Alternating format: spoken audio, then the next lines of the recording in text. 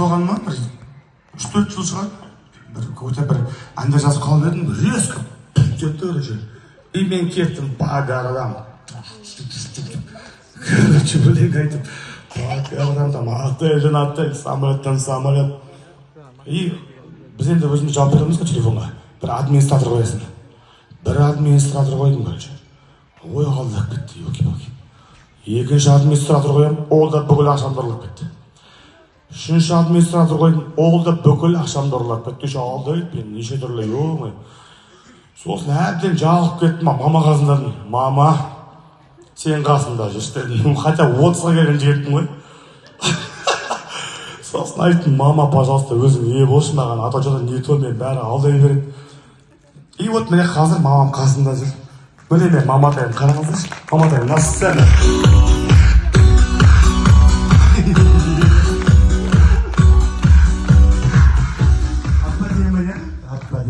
Көзің әдемі, сөзің әдемі, жап-жарық нұрлы, жүзің әдемі. Анамнан кейін ешкім әдемі. Міне, маматайым негізі жалпы мен осы әбден еркелетіп өсірем ғой, байқаңыздар ғой, ешке еркемін е. Кішкенемдай мұқтарым бар, еркелеп болған, құтырып кеткен болғаным ғой. Өйткені мамам мен осы тәрбиелеген, мен осылай неше түрлі кружоктерға апарып, домбыраны үйретіп, вокалды үйретіп, мында бар балам, мында бар, мен уайымдама, бәрі жақсы болады деп, бір ауызынан қақпай өсірген осы кісі. Давайте мамаға бір шабыла қарашы. Бұл кісі өзі тоже қатты өнердің адамы. Қазір міне сіздерге бір ән орындап береді. Ол әнді негізі Жазира әпкеміз орындаған, оның алдында.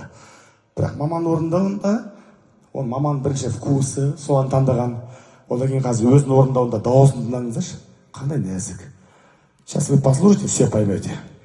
Өтпіресің, Армысыздар, құрметті Тасқала елді мекенінің көрермендері.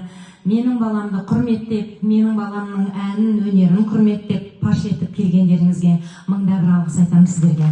Әрқашан осындай елдеріңіз дами берсін. Қазір міне ел басына күн туып жатыр екен, кейбір жерлерде су тасқыны болып жатыр екен. Ондайдан барлықтарыңыз аман болыңыздар. Ең бірінші денсаулыққа жетер ештеңе жоқ. Одан кейін әр қарай басқасы бола жатады. Сондықтан мынандай әдемі мәдениет үйінде өнерге деген осылай балаларды дамытып жатқан шығармашылық орталықтар бар екен. Барлықтарыңыздың жұмыстарыңыз іске асып жүре беріңіздер, жасай беріңіздер, көркейе беріңіздер. Менің айтатын әнім Жазираның әні.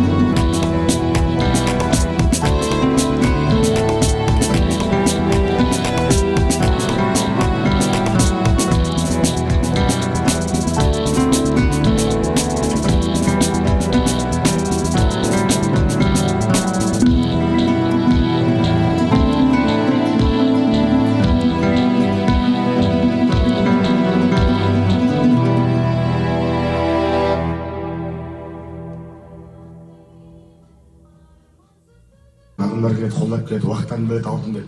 Не істесем болады екен деп, біз екеуміз бір папырик істедік. Ол папыригтің бірінші әні, менің ойымша, мейрамның қауымына, мейрамның құрметіне анадан бастаған жүр көрдік. Анамның тілі деген бір ән бар. Соны орындап берейін. Анам, кстати, осында. Мама қайда? Сәлима.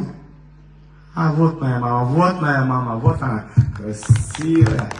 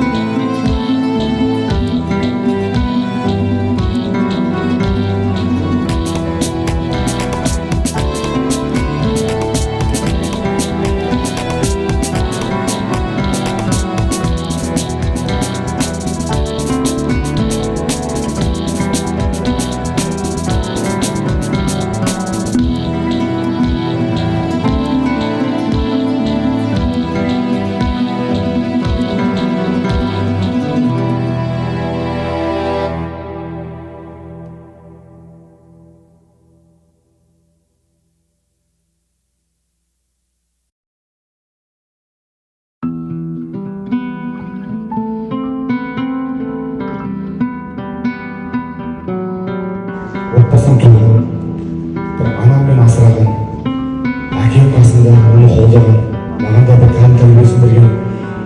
Сол анам қазір шындап қасында жүр. Қараңыздаршы қандай әдемі.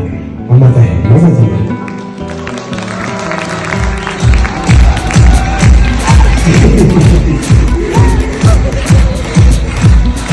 Мама екеуміз, отбасымызбен әрдайым аңқылдап баған адамдарымызбен. Мама арыз тәлімдеген мама есінде алдыра өткенмен. Осылай аңқылдап бағанбыз. Мен деген аңқылдап бағанмын. Ана бір досын шақырып, барасылап, ана досын шақырып, барасылап. Бірақ бізді әртістерде, мұндай мысалы. Біздің жұмысымыз осылай. Осы жұмысымыз келесін, сол жұмысымызды бөлмейтін ашқау көресін. Бірақ мен ашқау отырмаймыз асылында.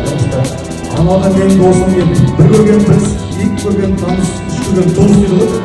Мен үшін бір көрген сразу туыс дейді. Бірге аңдасыға бітті тойында бітті бес қылатына дейді.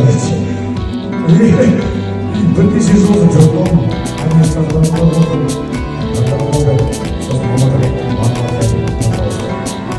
өзі аңғырды. Өз-өзінде бір айтты, мама сен өзің үшін қалдымсан, балаң үшін кішкене қыз қылмашы. Кішкене мен сүйгімекпіз. Қазір намазындаған кезде бұқсы жауап береді. Бұқсы жауап береді. Сен қайда барасың, қайда бармайсың. Ал маматай, біз сценарий емес, жазылып қалған.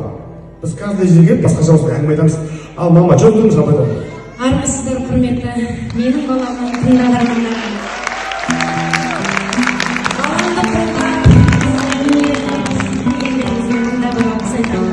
Көп рахмет сіздерге. Енді мен шыны керек мынау Арғын сіздер үшін 30-ға асқан жігіт, үлкен жігіт қой. Бірақ мен үшін ол бала. Баланың ісі шала деген бар, білесіздер ме? Маған мына концертке шығасыз, мамасыз дайындалыңыз, қорға дайындалған айтқан жоқ. Енді мына жаққа закулисай сахнаның сыртында мамасы шығыңызшы дейді.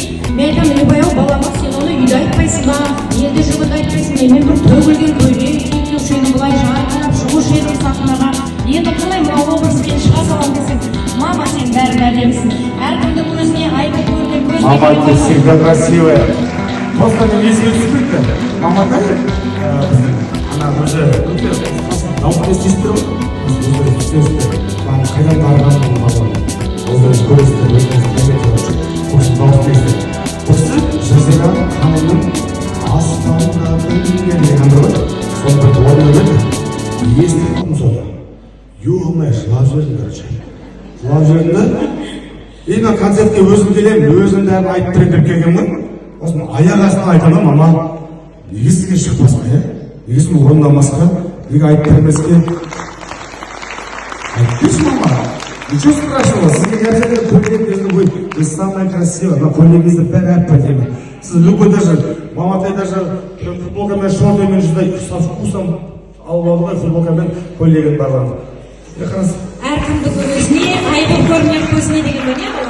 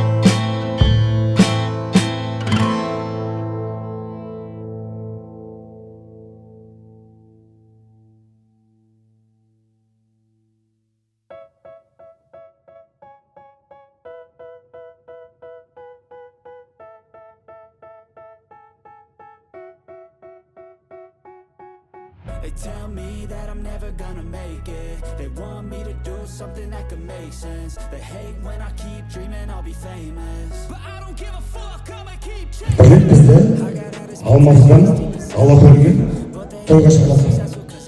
Енді үлкен бір апатайымыз берген той болды. Короче, Алматыдан ана Алла көлге дейін 10 сағат жүреміз ғой машинамен. 10 сағат. 10 сағат жүріп тұрасың, самолет ұшпайды, пойыз жоқ.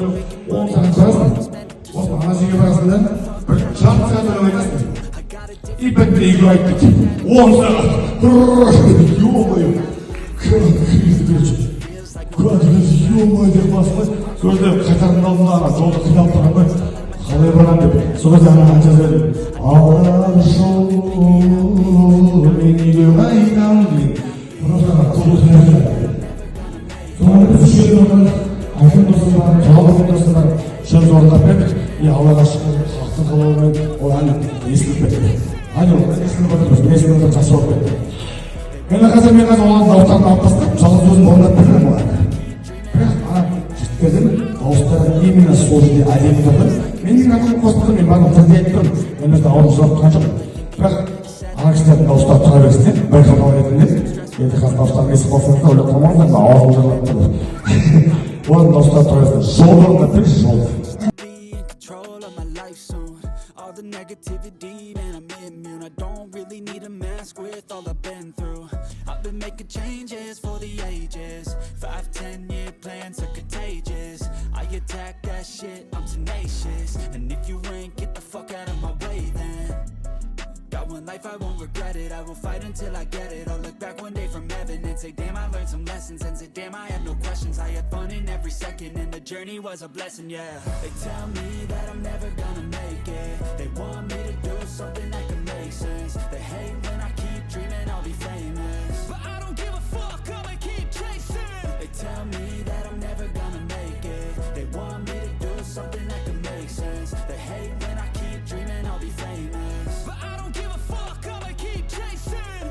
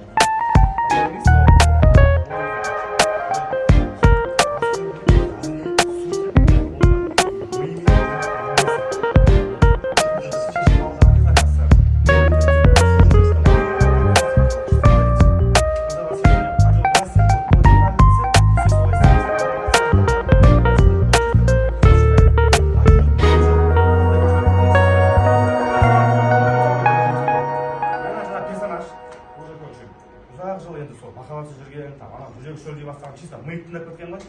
Чисто мы, все, бала-шаға семья, туда-сюда, все как домой, на работу, жүрген, потому что мы его приобладал. И жүрек әбден шын тыңдамай қойған мына жүрек. Мынау әбден уже бет-бет алғанда бір күні шабылап тұрған ғой. И текст осындай. Бастап едім шеруді ертегі махаббатқа. Бастап едім шеруді мы, қарсы жүрек жаққа. Уақыт өткен сайын билігі мидың қатайып, аз тыңдайтын болып жүрек жайы. Айтуынша мидың, егер нағыз болсаң еркек, махаббат емес, саған жанұя ұрпақ керек. Жақсы. Бірақ шын сезімсіз, бәрі бекер деп сыбырлайды анда-санда жүрек дейді, и шарпал. Әдемі, Аргоня. Ұйқысы келеді дейді, тыңдап отқан бір көрінеді. Кетті ма? Не болып кетті? Жүрек ми қалай? Аргоня өзі кімдер тыңдайды кезі? Қандай әншілер тыңдайды? Жүздіктер бар ма? Мен былай біреуді іздеп тыңдамай. Әндер ма? Көп қайын сіздер бір? Үш. Кім бар? Маған қазір Құрайш. Қазбек өте қатты ұнады. Әндері орындаған өте қатты. Одан кейін? негізі көп қой мен бәрі қатты қандай айдында айттым калифорнияда әндері барлығы қатты ұнайды бірақ бөліп жара алмаймын деген мынау бәрін тыңдаймын бәрі красавчик. Аргонбек үнемі іс сапарда студияда болады, концерттерде болады, әлеуметтік желіде оқимыз, қараймыз, отбасы әулетінде көп бола бермейді сияқты, бола берсе де біз біле бермейміз, сала бермейді деген сияқты. Үйдегілер қалай қарайды осындай әртістің өміріне, өмір сүру салтына? Үйде қандай атмосфера? Үйде әрине ол, үйде болмағаннан кейін қиын. Алша өтіп жатыр деген. Олар көрмей, бірыңғай анда-мында сирек кездесеміз. Сирек кездесіп тұрамыз. Бірақ алаң шықты бәрі жақсы. Аргонтексе келіншек музыкаға хабарлы ма? Жоқ. Тыңдайды музыканы, бірақ ойнау, айту деген жоқ. Бұл өзінің кәсібі бар. Бұрын КВН, шоумен, Аниматорлы болып бастаған ғой, аниматор болып бастаған, спайдермен болып бастаған. тамада ол гиташты жоқ, хабарласады көбі, бұрын бір болады енді, 10 жыл бұрын басқарған бұрын. Ол кісілер хабарласады, келіп басқарып бересің ба, мен айтамын, айып емес қазір. Оқып береді ғой, бұрын кірісіп көреді ғой. Көп жыл басқармағаннан кейін қазір шыға салып қиын оған. Қайтадан сол келіп тығыр көреді, сол үшін мен отказ беремін көбінесе. қазір мысалы современный әндер қазір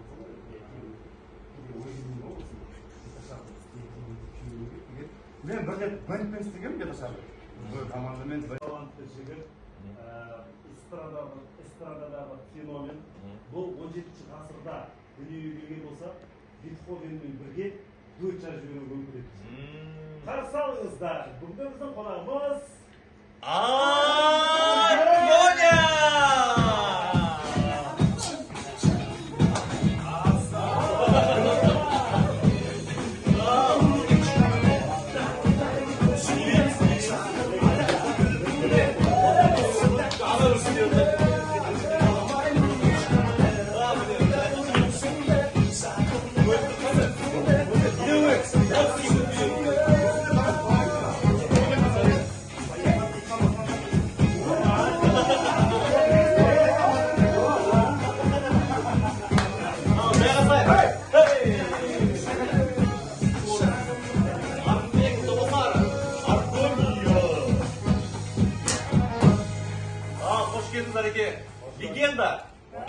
Легенда, қалай нарқырай? Тұрман-ай, оттап тұрған-ай. Осы қыса жазып кіресіз ол әнді арғы. Барлық қаттап кеткен, Зарин саған ұстап қойын келіп отыр. Жалпы бала болсам шыққан кезде солай ұлап-шулап күтіп алу аса маңызды ма ел үшін? Енді білмеймін, маған келгенде шулады шынымен. Жаңалықтар түсірді. Өзіме келетін болсақ, мен өзім тып-тыныш, бір суретші, бір күн құшақтап шығарып бердім негізі.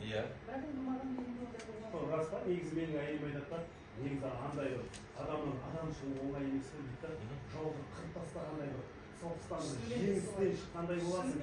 Сол кезде сен бүкіл әлем құттықтаған қалайсың? Сенесің маған шынымен. Ол демек Жоқ, мен айтатыным, мен өзім негізінде қалаймын солай. ақтап күш болған қалай. Бірақ жаңағыдай сезім болады. Сезім болады әрине, өйткені сен тауды жеңіп тауды жерді қорғап, қырып бәрін істеп тастағандай боласың. Енді керемет көңіл кеш бір жағынан. Ал мен сен 5 рет алып шығарып алдың ғой. Дұрыс па? 5 рет шығарып алдың. Шығарып алдың ғой 5 рет. Сен қалай дайындаласың?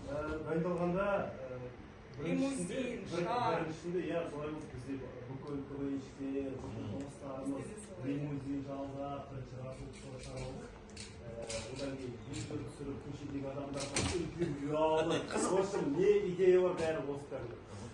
Екіншісінде жай шармен, немен, минимализммен, ондай қатты лимузин деп қудыртпаны. Бірте-бірте түспей жатырсың. Үшіншісінде өзім таксимен бара салдым. Әбетте сағат 12-де екі бала. Алып қайту керек екен ғой. Алып қайту керек екен ғой. Қолымызда бір-бір гүліміз бар, кішкентай букетімен.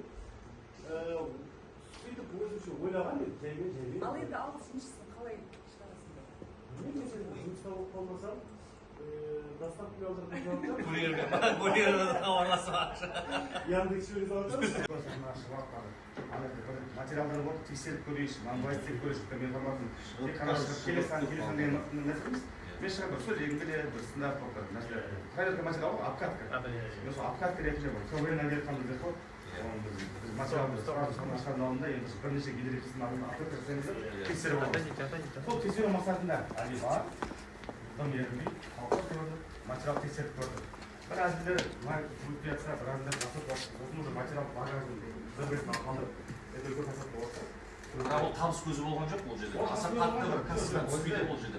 Ешқандай табыс болған жоқ. Материал тексеру. Кәріміз тек қана бар, материал тексеру. Залдар ұстап, әртүрлі ұстаздар болып тұрып, соған дайын болайын деп. Арғын Қазақстандағы ең бай сазгерлердің қатарында дейді, ән жазады дейді, гонорары қаламақысы өте жоғары дейді. Қазір өзінен сұраймыз. Достар, қазір Аргон бай ма? Әлі қанша жасалар? Материалдар болды, тексеріп көрейінші, маңбайды тек көрейінші, мен форматын тек қана келесен деген нәрсеміз. Мен шығып бір сөйлегім келеді, бір стендап болып қайырғы материал ғой, обкатка. Мен сол обкатка ретінде бір КВН-нен келіп қой. Biz materiyalımız шығармашылығының алдында енді бірнеше гидрофиздің алдында тексеріп аламыз. Сол тексеру мақсатында әлі бар, дым ерінбей, халыққа көрді, материал тексеріп көрді. Bir azizler өтпей жатса, бір азизler жасап осының уже материал багажын бір-бірін қалдырып, өтелгі жасап болса. Бірақ ол табыс көзі болған жоқ ол жерде. Аса қатты бір кірісімен түспейді ол жерде. Ешқандай табыс болған жоқ. Материал тексеру. Кәріміз тек қана бар, материал тексеру. Залдар ұстап, әртүрлі ұстаздар болып тұрып, соған дайын болайын деп. Арғын Қазақстандағы ең бай сазгерлердің қатарында дейді, ән жазады дейді, гонорары қаламақысы өте жоғары дейді. Қазір өзінен сұраймыз. Достар, қазір Аргон бай ма? Әлі қанша жасалар? Достарым, сенің достың жүрсіңіздерім,